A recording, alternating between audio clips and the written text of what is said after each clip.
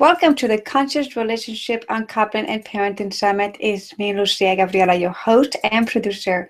And today we have the honor to introduce you an incredible man and father. His name is John Bassi. But before we really welcome John into our summit, we're going to read you a little bit about him. John's journey towards a conscious life really started in 1988 at the age of 23, when he traveled to Australia and Asia.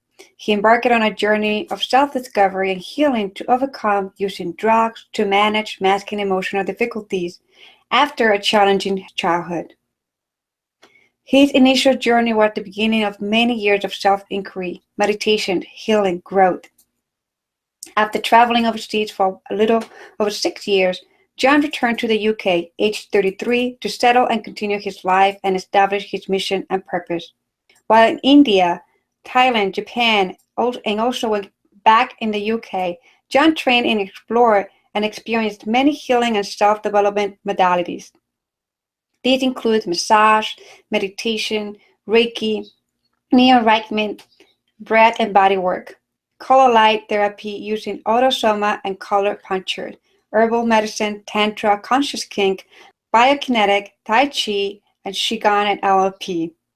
In recent years, he has worked increasingly on developing mature masculinity by working with the Mindkind Project and closely for 3 years with man psychologist Dr. Robert Moore. Since becoming a father in 2007, then a single co-parent 5 years later, John has worked increasingly on embodying mature masculinity. Since they separated, John co-parented his 2 children, 10 and 8, with his ex-wife, sharing the responsibility 50-50. They work together to hold respect, cooperation, honesty, and trust as the basis for providing a loving, safe, and well-held environment for the children to grow and flourish. It is my honor to introduce you to our summit. John, thank you for joining us today. Hey, Lucia, thank you. Nice to be here. We are so deliciously excited to learn more about you and the topic that you have for us. And before we really jump into it, we would like to learn from you, how did you start in this journey of conscious relationship, but mostly conscious parenting and co-parenting with your ex-wife? Well, I think it really came about because I had, for the previous many years, been doing so much work on my own growth and development. And that really started, like you referenced there, in part by reading my bio, because, well, when I was a young guy, I felt like a mess, quite honestly.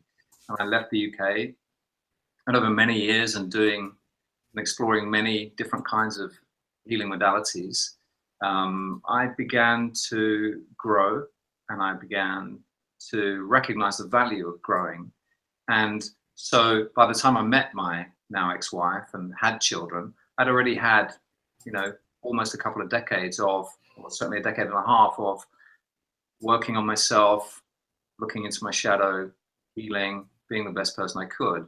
And so by the time my kids came around, and several years after that, when my ex-wife and I decided to separate, then there was already an element of being able to look at the truth of the situation, being able to acknowledge my own feelings, my own vulnerability. And so it was a natural way really of approaching the separation, and then the subsequent way that we co-parent them now.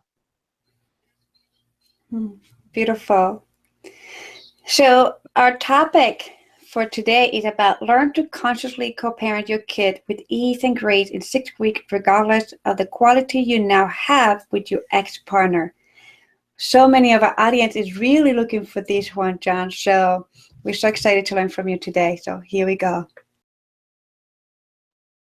Welcome, everybody. Thank you for coming into this presentation. I'm going to take you through some of the tenets of conscious co-parenting that I've uncovered and explored and embodied, I hope, over the past 5 years. And we're going to look at really how you can create a particular environment in the relationship that you have with your ex-partner that holds your children in a place of love and respect, where the communication is honest and true with your ex-partner, and that essentially you build a container for your children which just showers them with love. So we're going to start by asking the question, and I encourage you all to really take a moment to just take a breath, look into yourself and ask yourself the question, for those of you at least who are no longer with the biological mother or father of your children, and where you have a relationship with them of some description, where you share the parenting of your children. And that's all manner of models, whether you do like I do, share the parenting 50-50, or whether it's some other kind of configuration. And I think you have to ask yourself, what do you really want? What do you really want in relation to co-parenting your kids? I think so many of us, so many of my friends who are in this situation, or who were in this situation, I know fall into a happenstance way of parenting with their exes and co-parenting, and it's never really thought out, and it's never really brought to consciousness. And what I would like to do is to invite you to really think about, what do you want in relation to co-parenting your kids, and particularly how you want to feel about how you co-parent. And what I would say is, we don't have the time right now to make the space for you to make notes, but I would encourage you to review the presentation and take some time with a pen and a notepad, take a breath, light a candle, and really ask yourself the question, how do you want to feel about how you co-parent? And I would encourage you also and invite you to write down the words that come to you.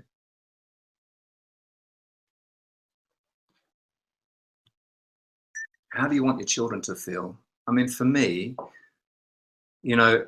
I'll talk for myself. When we separated, it's a challenging time, isn't it? It's a challenging time for all of us. And it was a love for my kids that drove me to want to not make it difficult, not be vindictive, and really, as much as I possibly could, to create an environment for my two children. Because ultimately, even though their mother and I didn't want to be together any longer as romantic partners, we both did want them to feel safe, and we did want them to feel loved, and we did want them to feel like, even though their mother and father weren't going to be living together anymore, that their world wasn't completely disintegrating. So the invitation is to really think about how you want your children to feel, and to make some notes for yourself. And it's not about instantly creating that, but I think the first step is really just knowing and acknowledging what you want for them. And thirdly, and perhaps the most challenging part, is to really think about how you want your children's other parent, your ex-partner, to feel in this. I mean, it's very easy, isn't it, to dislike them, to hate on them, to make it difficult for them. But the ultimate result of that is that your kids will feel this stuff. And it's challenging to project goodwill onto your ex-partner. And there will be times, and hand on my heart, there are times when I can't do that. But on balance, what we want is to create a situation where you hold a space for your child or your children, which is loving, which is nurturing, which is as harmonious as it possibly can be. And I think I acknowledge that life is sometimes challenging, relationships are sometimes challenging, and parenting is, we know, sometimes challenging. So it's certainly not about creating perfection, because perfection doesn't exist in parenting as far as I can see.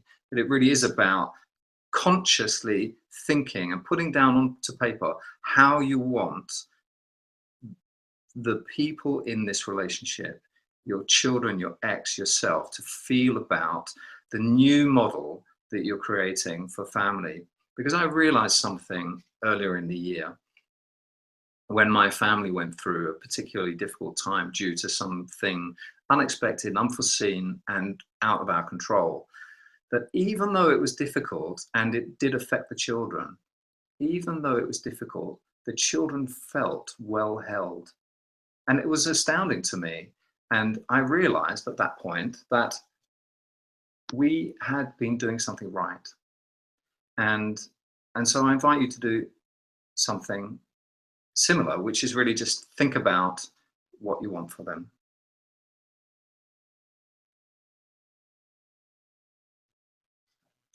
So then the next question becomes, how do we create a harmonious environment across the two homes?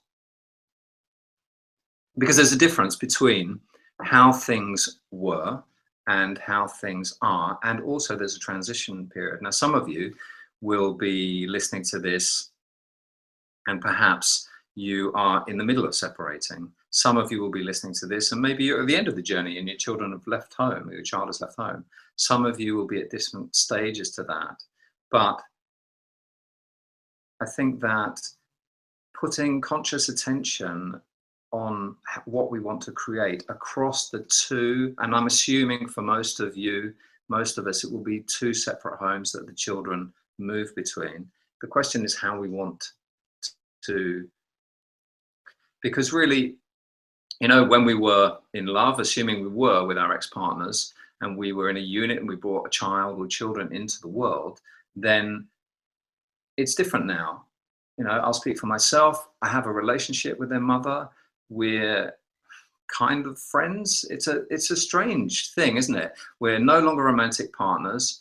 I'm pretty sure that if we didn't have children, we certainly wouldn't be in touch as much as we are. Yet we've got a common shared interest. And I view this image of these two hearts overlapping as a metaphor for, you know, the overlapping part being our children, represented by the love that we have for them and that we hold them together. And there's really a lot to be said for thinking about that. I think another thing that's really just underrated is practicing maturity in the relationship with the other.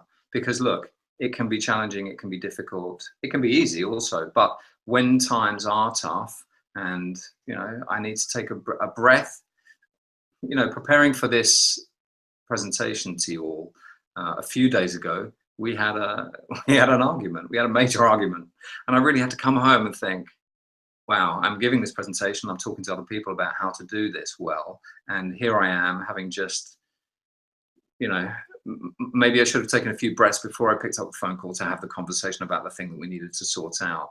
And, you know, it did get sorted out. It took a day or a day and a half, and now we're back on a level, an even keel.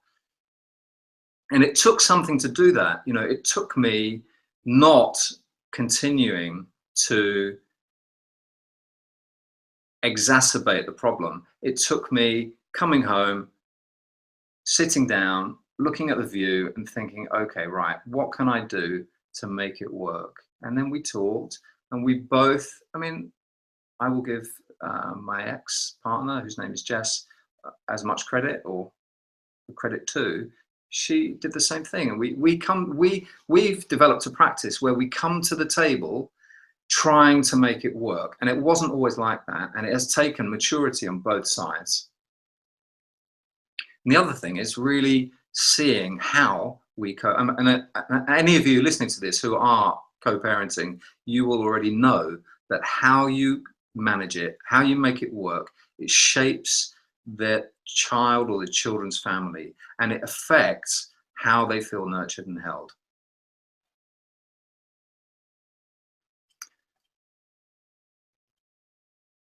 So another issue that I wanted to bring to you to consider and think about was something that I'm calling psychological integration. It's not complete integration psychologically, but it is related to one particular thing. And it was something that I started to think about once we began to parent separately. We separated 5 years ago. My daughter was 5 years old and my son was 3 years old. And, you know, the first few months was really just getting up to speed with this new configuration, dealing with the fact that we weren't together anymore. And I think we both had a lot on our plates. And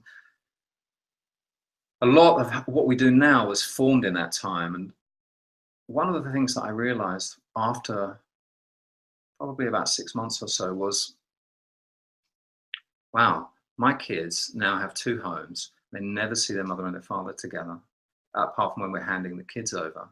And so I took this idea to their mother, and I suggested that every now and again we should hang out, see each other with the children, whether that was her coming over for coffee sometime, come over for breakfast, going for a picnic in the park. And she was open to that idea. And we've done that. And the reason that I suggested that was not because I was desperate to hang out with her, and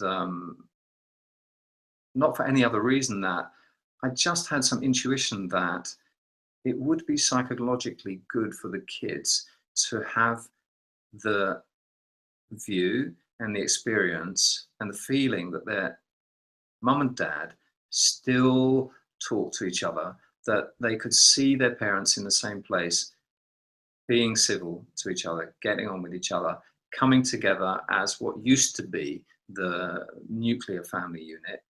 Now it had a different configuration, but there was still some integration for them. And actually, over the years, I think it's really had an impact on them.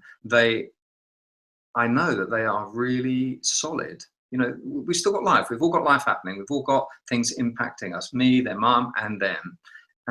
But they're very solid in the way that they feel held. And I really do believe that a large part of that is not just that we get on well and we work hard to make it work, but also that we spend time in the same place together sometimes. And you know, that also brings other challenges, because I've got a new partner, she's got a new partner. We both had previous partners since we separated. So there's a lot of navigating to be done. And sometimes we need support for that.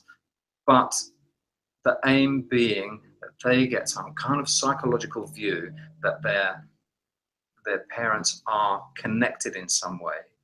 And that came really partly, as I said, because of my experience, but partly also because of a couple of very close male friends that I've got whose parents separated when they were young, and felt very split in their psyche because their parents never, ever hung out with each other.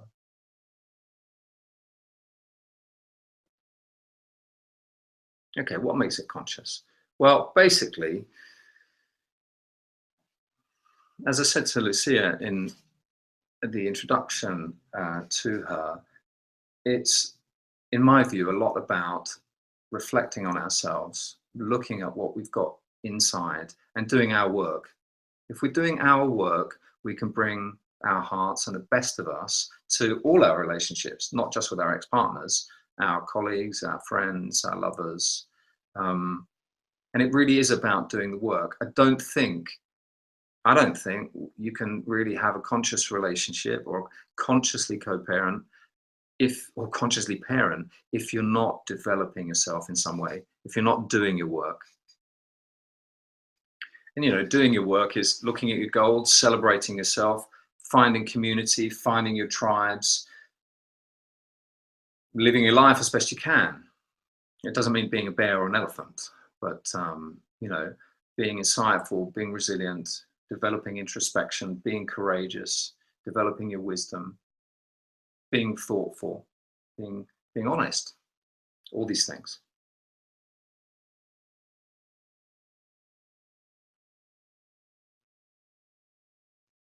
One of the other points that I wanted to bring to you was this idea of acknowledging interdependence, and also relating that to dependence and independence when co-parenting.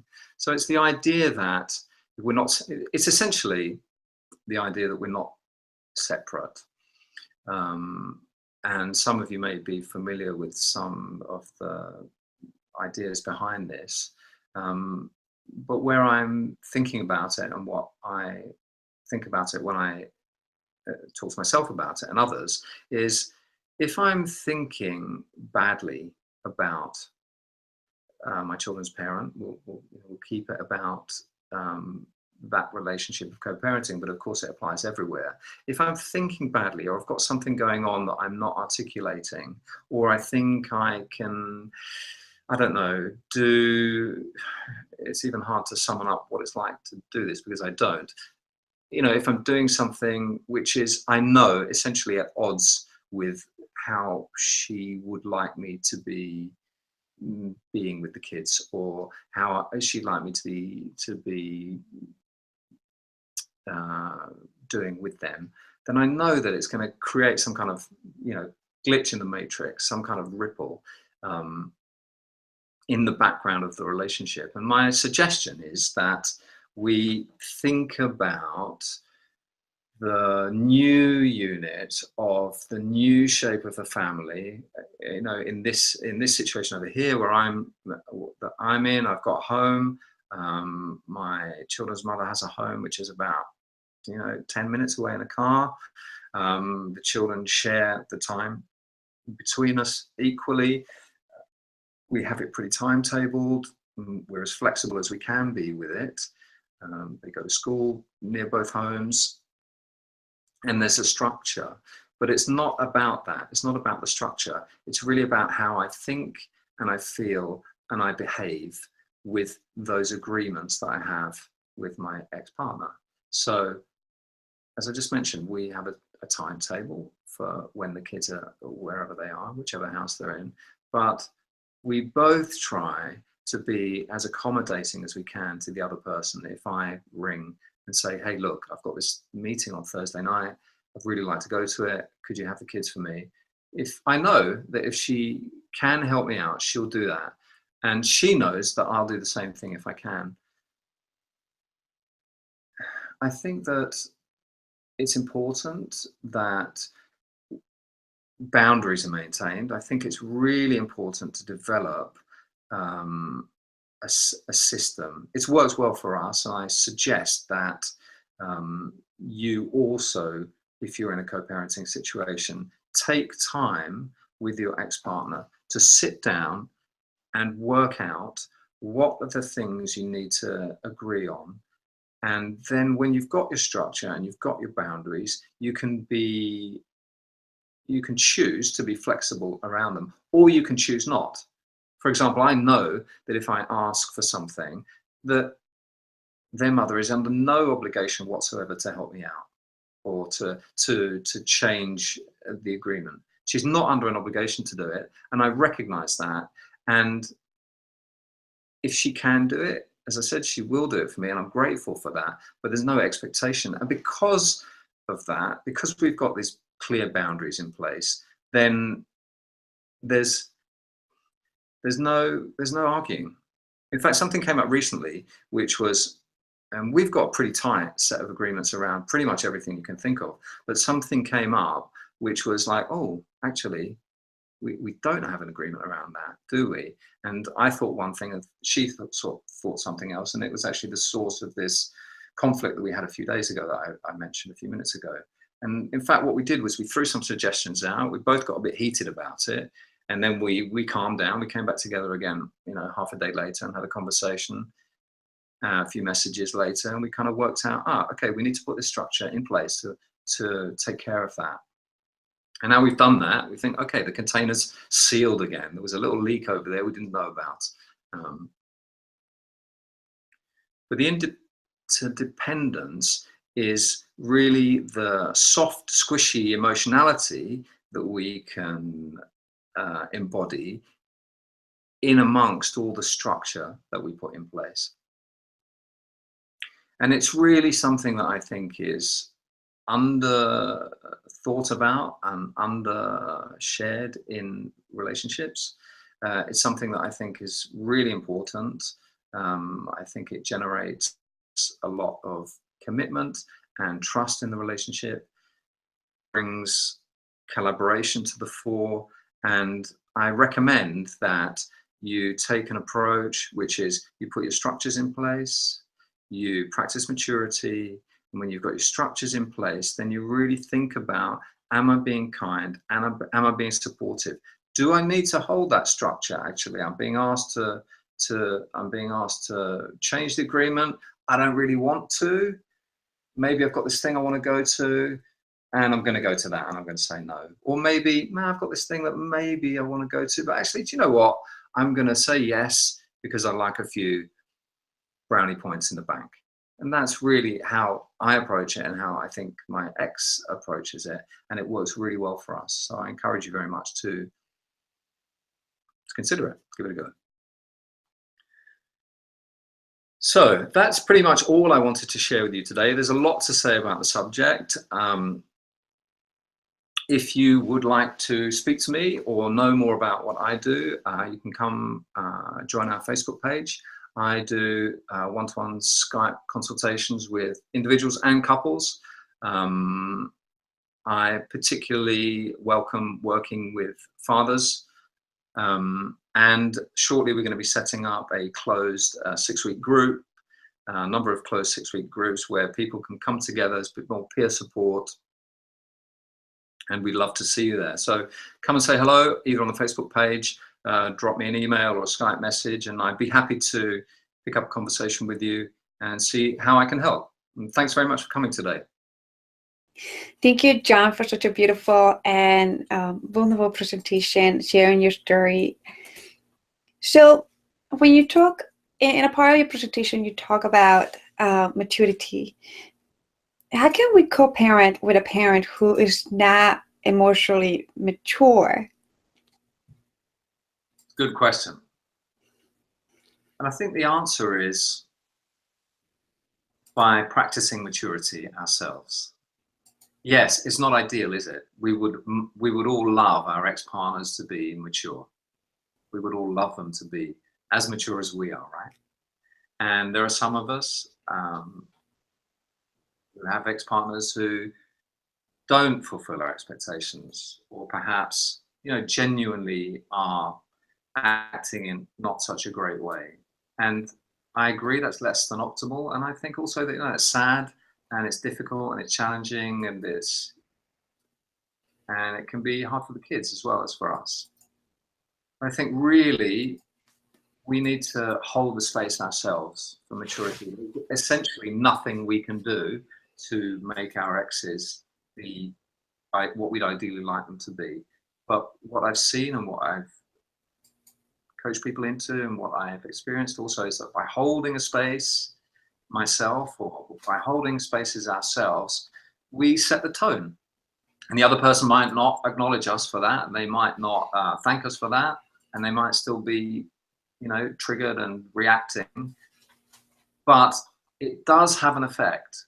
And I think we need to think and ask ourselves, what do I want here?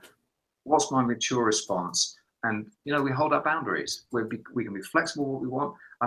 I'm not suggesting, and I counsel against, getting into manipulating to get what we want. I'm just talking about a mature vulnerability where I feel solid, and this is the position, this is what I want, this is what I want for the kids, this is what I wish, and this is what I'm prepared to go to, and this is what I'm prepared, and I'm not going any more than this. Thank you. So following that, on the aspect of maturity, you were mentioning some aspect of the values that you guys bring into the conversation when you co-parent, and you actually have this way of coming together and plan it, right? Like kind of like organize it and plan it and put together like how you guys going to interact, negotiate in some levels.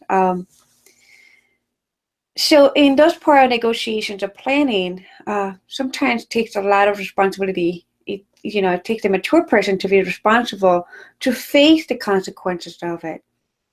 In your experience helping with many parents that are dealing through this process of co-parenting, what do you see and what would you suggest when it comes to, we come to the table, we come to organize and plan the whole year and negotiations with calendars, with school and with holidays, whatever, and even timing, respecting each other's time, see how we can really co-parent in an easy and blissful way.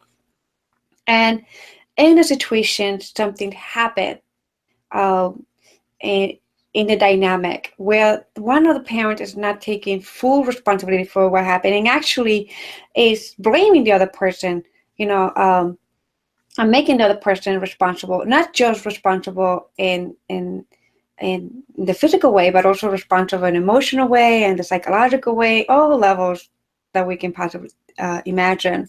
So I know that maturity and responsibility come together, and you may share the same answer at some level. But when it comes to how that parent who feels that, gosh, like the usually comment I hear all the time is like, why he's not taking responsibility for his actions? I'm mature, I'm doing it, and I honor that person, and it's just bashing it over to me and it's just very painful for so many people. What would be your insight on there? Okay. Yes, it's difficult sometimes, isn't it? I think we need to acknowledge that the times when we're building the structure are some of the most tense times. So, making the agreement, okay, how are we going to separate? Maybe you're a bit further down the line. How are we going to do the holidays? How are we going to do Christmas? Who's going to pick them up from this? How are we going to do that? Those are the most challenging times because it affects the part of us inside which is stable. We've got our agreement, even if it's something that we've agreed inside and only we know about it and the other person doesn't yet. We still got it as part of our structure. And so when those structural beliefs, agreements we've made with ourselves, have to get put on the table and get rearranged, it's a vulnerable time for us. And it's difficult. Most of us, myself included, it's difficult to have those vulnerable conversations with someone that maybe you've had a difficult separation from, or that maybe there's still some animosity and anger there. And nonetheless, we still have to have it. So some of the answer is, yeah, okay, sometimes we just need to suck it up. Sometimes, we need to hold the position that, what, they are just annoying the hell out of me and not doing what I think they should be doing.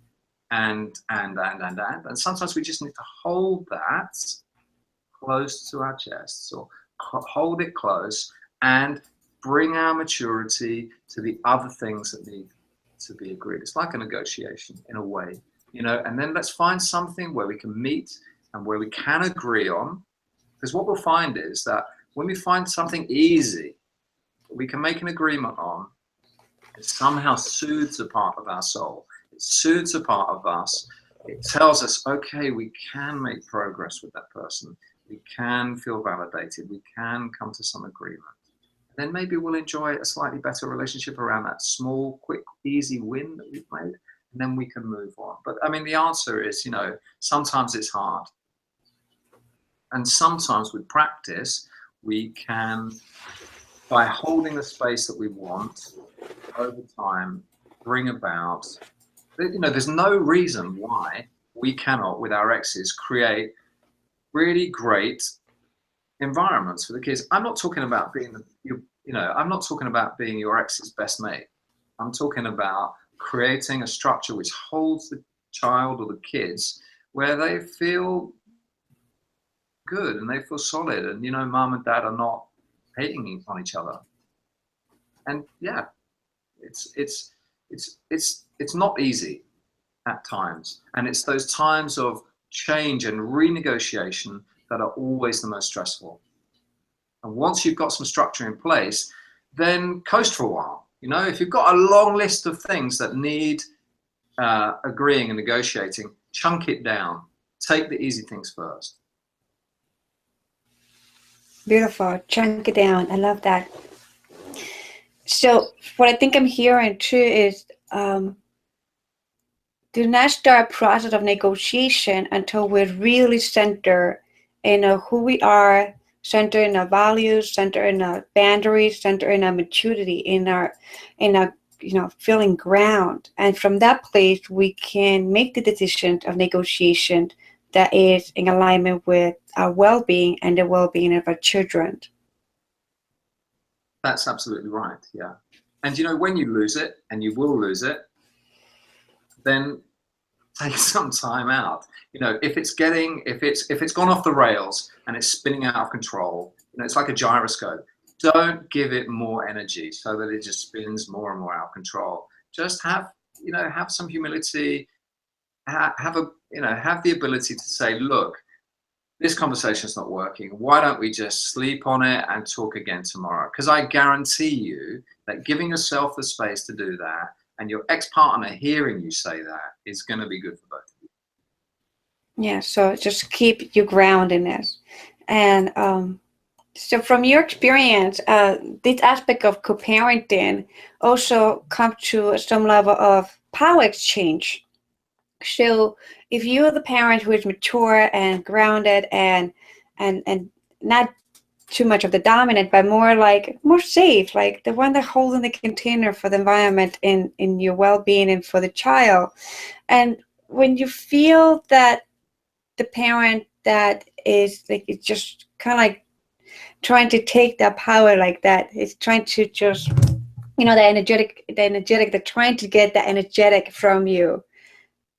You will say more of like, stay in your ground and stay in your power, stay in your groundedness, stay in that mature whole self, and nobody will push you around everywhere.